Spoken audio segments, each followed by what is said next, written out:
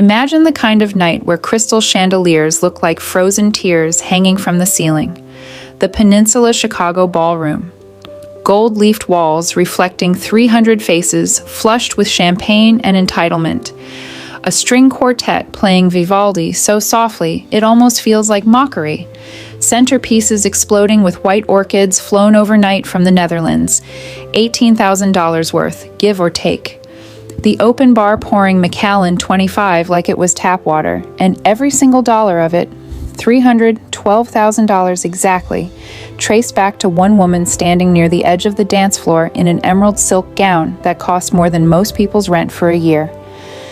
That woman was me, Margaret Elizabeth Harrison, 58 years old, widow for 16 years, mother to one son, and, though no one in that glittering room knew it yet, the shadow owner of the empire that kept most of those guests' lifestyles afloat.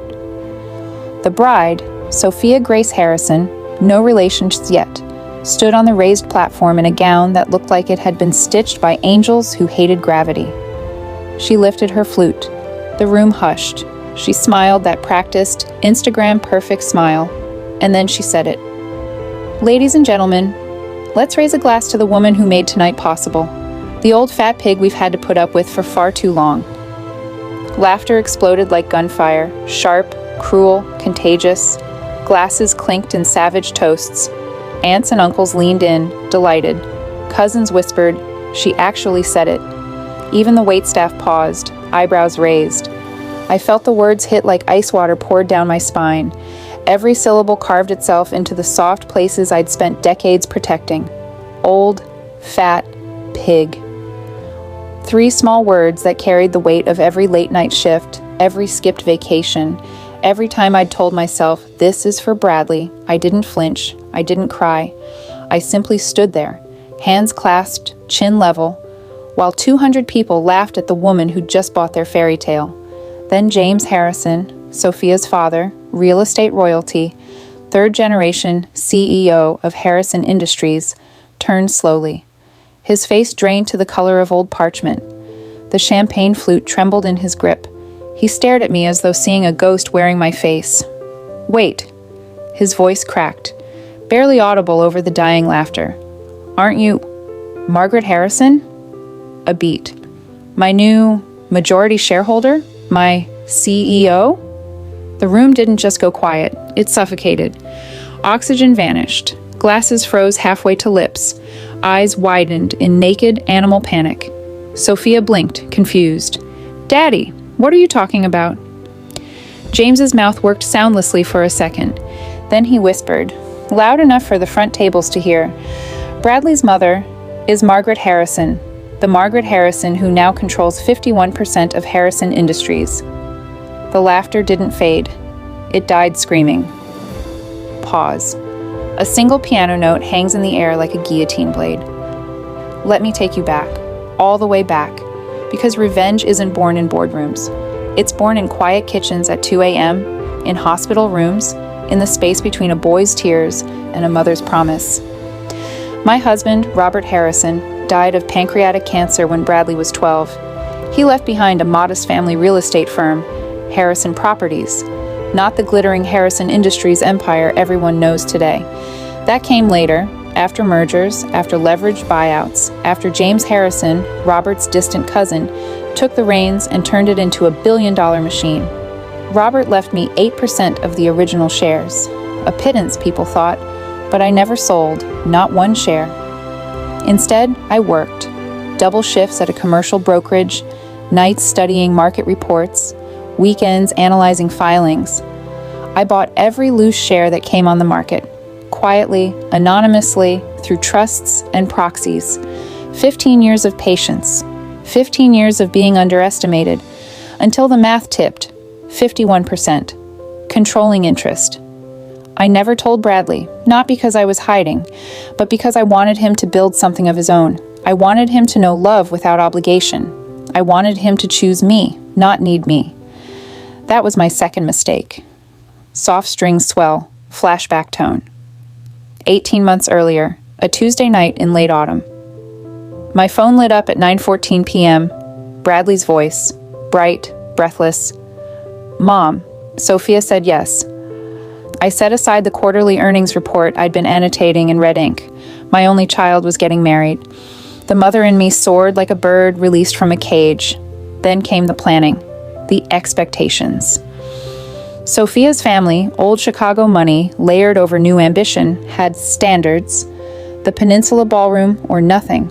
Custom menu by a Michelin-starred chef. Florals by a Dutch designer who charged per stem. Photography team from New York.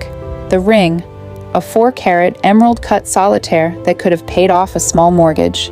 One evening, Bradley sat at my kitchen island, fingers drumming nervously on granite. "Mom," he said finally, eyes sliding away. "She's the one. I want to give her the wedding she dreams of." I looked at my son, the boy who once clung to me in hospital corridors while machines beeped his father's last hours. The teenager I drove to debate tournaments at 5 a.m. The young man whose MBA tuition I'd covered without him ever asking. "What about what you deserve?" I thought. But love is a terrible negotiator. I said yes. That yes bought the fairy tale. It also bought the knife. Music shifts. Tension builds with low percussion. The reception, after the toasts, after the first dance. Sophia spotted me near the dessert table, quiet, watching. She leaned toward her maid of honor, voice carrying just far enough. "That's her. The old fat pig who paid for everything. Can you believe we had to invite her?" More laughter, a ripple spreading outward. I met Sophia's eyes across the room. She didn't look away. She raised her glass again, mock salute. I smiled, small, calm, the smile I use when I know I've already won. Then James's face changed. The recognition hit him like a freight train. He crossed the floor, fast, champagne sloshing over his cuff. "Mrs. Harrison," his voice cracked. I had no idea. The documents came through last week. I thought Margaret Harrison was someone else, a corporate raider, not the mother of the groom," I finished softly. Sophia appeared at his side, confused, annoyed. "What's going on, Daddy?" James swallowed. "Sweetheart, Bradley's mother owns controlling interest in Harrison Industries. As of Monday, she's my boss, our CEO." Sophia's face crumpled like wet paper. "You own Daddy's company?" I tilted my head. "Not own, dear, control. There is a very sharp difference." Bradley materialized beside me, finally sensing the shift in gravity. "Mom, everything okay?" I looked at my son, the boy I'd carried through grief, through report cards, through heartbreak, through this wedding. "Everything is perfect," I said, soft, lethal. "I'm just getting to know your new family." To James, "Monday, 9 sharp. My office, floor 42. My assistant will send the car." To Sophia, sweet as hemlock. "Congratulations again, dear. We'll be seeing a great deal more of each other." I walked away through a sea of frozen faces, heard Sophia hiss behind me, "Why didn't you tell me she was important?" Patricia, Sophia's mother, whispered back, "We thought she was just some middle-class widow scraping by." Those words followed me into the ladies' room. I locked the door, stared at my reflection, emerald gown still flawless, diamonds at my throat catching light like tiny stars. I saw a woman who had turned grief into leverage, sacrifice into strategy, love into armor. My phone buzzed. My assistant, Elena. "Board meeting advanced to Tuesday. Emergency HR and compliance review Monday 9 a.m. Also, congratulations on the wedding. Photos are trending." I reapplied lipstick, deep crimson, smiled at the mirror. Monday was going to be biblical. Monday morning, 7:45 a.m. Power suit, charcoal Armani, cut like a blade, hair pinned severe. No jewelry except my wedding band, still worn after 16 years. I walked into the Harrison Industries boardroom at 9 o'clock exactly. Floor-to-ceiling windows overlooking Lake Michigan, the table long enough to seat 20. James already there, fidgeting like a schoolboy caught cheating.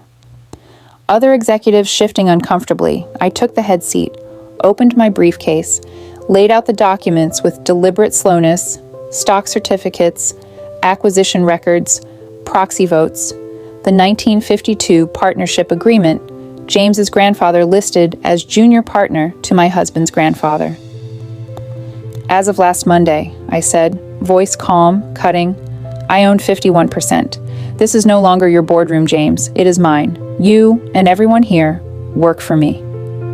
His hands shook as he flipped pages. Impossible, he whispered. The impossible part, I replied, is that you never noticed. For 15 years I bought what you sold, quietly, patiently, while you leveraged the company for yachts and ski chalets. I listed the first wave of changes. 1. Immediate audit of executive compensation. 2. Elimination of family sinecures, cousins on payroll for consulting, who hadn't consulted in years. 3. Employee benefits overhaul, $2.1 million. Annual increase in health, retirement, parental leave, basic human decency. 4. Bradley promoted to senior associate in acquisitions, effective Wednesday. James looked ready to collapse. But my daughter, your daughter called me an old fat pig at the wedding I paid for, I said pleasantly.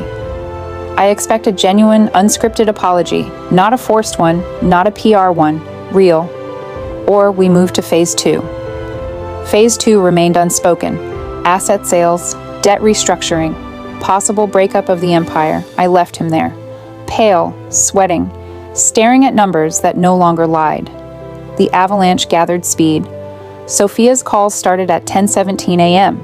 Voicemail after voicemail. First, tearful excuses. I was nervous, the pressure. Second, defensive. It was just a joke. Everyone says things. Third, panicked. Please don't ruin Daddy, please. No, sorry, not yet. Friday lunch, the Chicago Club. Patricia arrived in Chanel, pearls tight around her throat. She tried charm, old money charm, small talk about charity galas. I let her talk. Then I slid the folder across the table. Financials, thin margins, debt covenants stretched to breaking. Lifestyle funded by company lines of credit. Fake wealth propped up by smoke. I could fire your husband tomorrow, I said. Sell the lakefront properties, restructure the debt, or... Sophia calls me tonight. Genuine remorse. Then perhaps we remain family. That night, 9:47 p.m., my penthouse, rain streaking the windows. The phone rang. Mrs. Harrison, it's Sophia. Her voice shook. I owe you a real apology. Calling you, that word, was cruel. Inexcusable. You paid for our wedding, every detail, and I repaid you with humiliation in front of everyone. I was scared, insecure. Bradley had told me stories, said you were controlling, meddling, using money like chains. I believed him. I was wrong. I'm so sorry. The betrayal sliced deeper than any insult. My own son had painted me as the villain. I let the silence stretch. Then, thank you, Sophia. Apology accepted. But words are cheap. Actions matter now. Saturday dawn. James on my doorstep, unannounced, aged 10 years overnight. Please, he begged, don't destroy us. The company is everything. I looked down at him. The company was everything to my husband, too. You turned it into your personal ATM. Now it answers to someone else.